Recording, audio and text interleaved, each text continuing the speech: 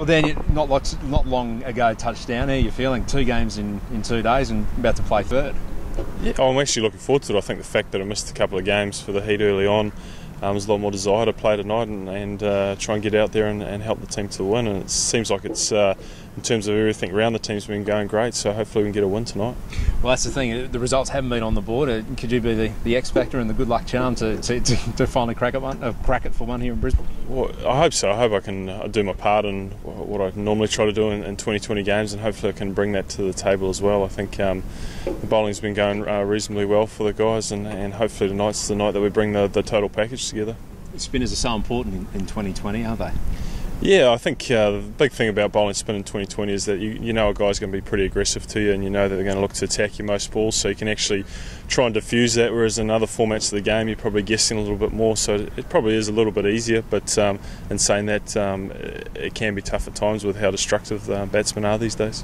How's obviously over the injury, but how's that all going along, and are you limited in any way?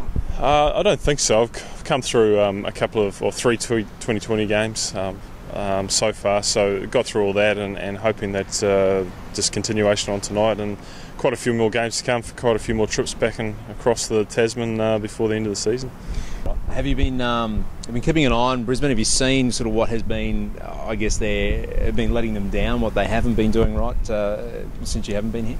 Yeah, I think it's been good back home. The games come on about 8:30, 9 o'clock at night, so there's been a real interest back in New Zealand to see who's doing well, and particularly for Brendan McCullum and myself watching the Heat boys play. And I suppose just like any time you lose, you don't quite put everything together on the day, and I think that's what the guys will be looking forward to today, is an all-round performance.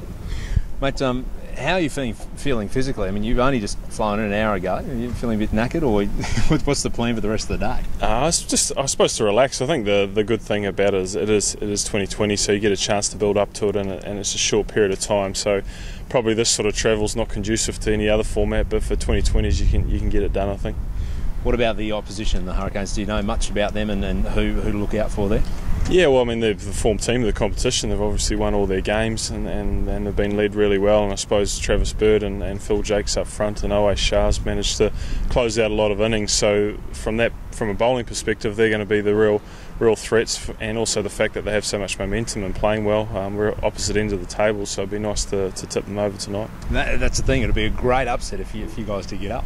Yeah, and I think we've got to win this game to give ourselves any chance of making those semi-finals. If we can win the next 3, and hopefully results go away, but it does have to start tonight, and so beating the first place team would be a great start.